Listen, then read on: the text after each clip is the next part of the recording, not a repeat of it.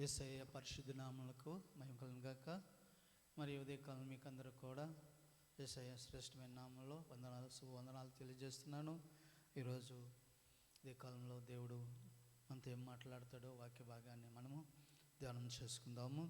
చక్కటి మాటలు, యేసయ్య దివ్యమైన మాటలు మనం ధ్యానం చేసుకుందాము. కీర్తన 91 కీర్తన 16వ వాక్యాన్ని మనము జ్ఞాపకం చేసుకుందాము. కీర్తన 91 కీర్తన 16వ వచనం జ్ఞాపకం చేసుకుందాం.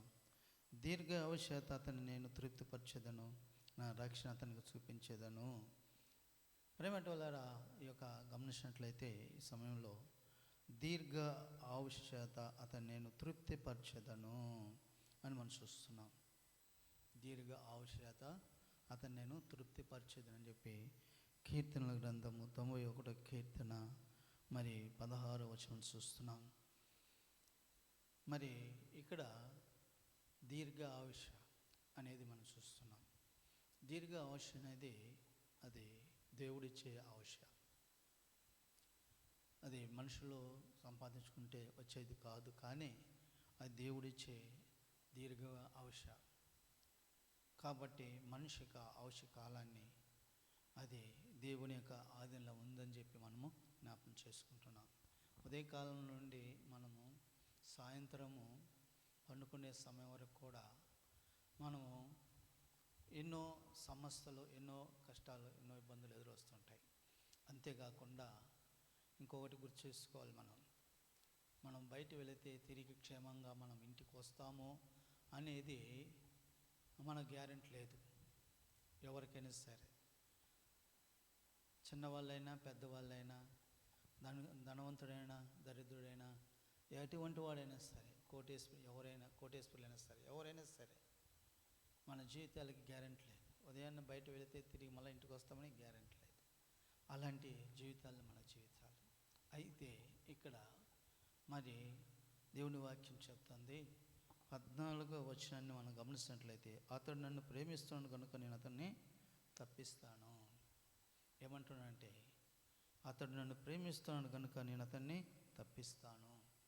అవును, శ్రమలు వచ్చినప్పుడు, కష్టాలు వచ్చినప్పుడు, బాధలు వచ్చినప్పుడు, అవమానాలు, నిందలు వచ్చినప్పుడు, ప్రాణ అపాయములు వచ్చినప్పుడు దేవుడు తప్పించేవాడు. ఎందుకంటే అతడు నన్ను ప్రేమిస్తున్నాడు కనుక నేను అతన్ని తప్పిస్తాను అని చెప్పేసి మరి 15వ వచనం చూసినట్లయితే, అతడు నాకు మొరపెట్టగా నేను అతనికి ఉత్తరం ఇచ్చేదను, శ్రమలలో అతనికి తోడై ఉండేదను, అతన్ని విడిపించి అతన్ని గొప్ప చేసేదను, దీర్ఘాయుష్యత అతన్ని తృప్తిపరిచేదను. శ్రమలలో అతడు నాకు మొరపెట్టినప్పుడు, అంటే దేవునికి మొరపెట్టినప్పుడు, కష్టాలు వచ్చినప్పుడు, బాధలు వచ్చినప్పుడు, అవమానాలు వచ్చిన, నిందలు వచ్చినప్పుడు, మొరపెట్టినప్పుడు, దేవునికి మొరపెట్టినప్పుడు దేవుడు చెప్తున్న మాట ఏంటంటే, ఇక్కడ దీర్ఘాయుష్యత అతను నేను తృప్తిపరుస్తాను.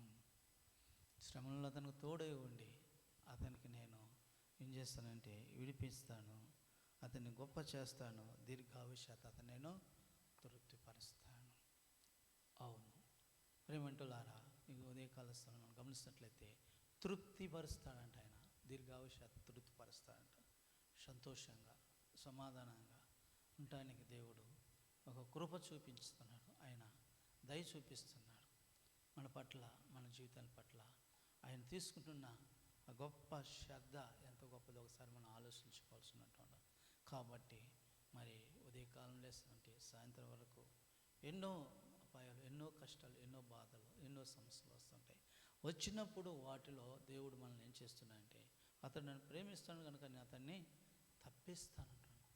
మరణాల నుండి తప్పిస్తున్నాడు, వ్యాధుల నుండి తప్పిస్తున్నాడు, బాధల నుండి తప్పిస్తున్నాడు, కష్టం నుండి తప్పిస్తున్నాడు, ఆర్థిక ఇబ్బందులను తప్పిస్తున్నాడు. భార్య భర్త మధ్యలో సమాధానం లేకుంటే సమాధానపరిచే కృప చూపిస్తున్నాడు. ఎన్ని కూడా కుటుంబాలలో అనేకమైన సమస్యలు ఉంటే వీటన్నిటిలో కూడా దేవుడు సహాయం చేస్తున్నాడు. ఉద్యోగాలలో సమస్యలు, వ్యాపారాల్లో సమస్యలు, ఎన్నో రకాలుగా మరి బంధపడుతున్నప్పుడు, బాధపడుతున్నప్పుడు దేవునికి మొరపెట్టినప్పుడు దేవుడు ఏం చెప్తున్నాడంటే, ఇక్కడ అతడు నాకు మొరపెట్టగా అతనికి ఉత్తరమిచ్చిదను, శ్రమలను అతనికి తోడై ఉండేదను, అతను విడిపించి అతను గొప్ప చేసేదను, దీర్ఘాయుష్యత అతను నేను తృప్తిపరుస్తాను.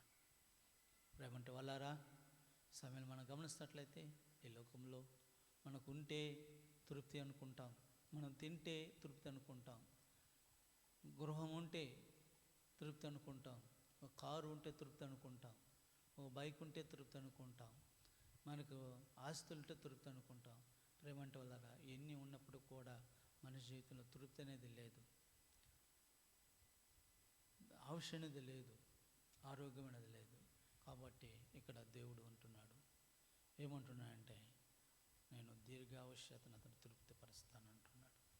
కాబట్టి సామెతల గ్రంథంలో చూసినట్లయితే 9వ అధ్యాయము 11వ వచనంలో అంటాడంటే, అక్కడ నా వల్ల నీకు దీర్ఘాయుష్ను కలుగు చేస్తాను అంటున్నాడు.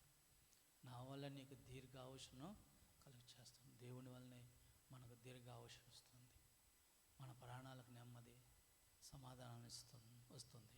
కాబట్టి ప్రేమంటులారా, దేవుని వాక్యం వింటున్న ఈరోజు ప్రేమంటు బిడ్డలారా, మీరందరూ కూడా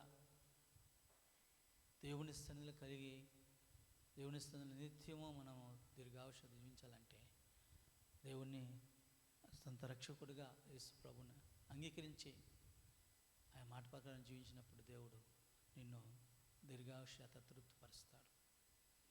కాబట్టి తల వంచండి, అదే కాలంలో ప్రార్థన చేసుకుందాం.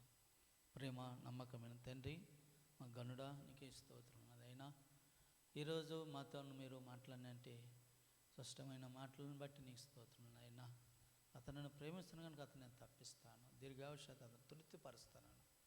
అవునైనా శ్రమలలో, కష్టాల్లో, బాధల్లో ఎన్నో చెప్పటికి కూడా మమ్మల్ని తప్పిస్తూ అనుదిన మన క్షణము మమ్మల్ని, మా బిడ్డలను తప్పిస్తూ కాపాడుతూ భద్రపరుస్తున్నాను నాయన, నీకు స్తోత్రం. నాయన అతడికి నా దీర్ఘాయుష్ నేను అతనికి తృప్తిపరుస్తాను చెప్పిన దేవా, నీకు స్తోత్రం. నాయన తమ వాక్యం ఫలింపచేయమని, అందరికీ ఆశీర్వాదకరంగా చేయమని యేసు నామమున ప్రార్థిస్తున్నాను తండ్రి. ఆమేన్.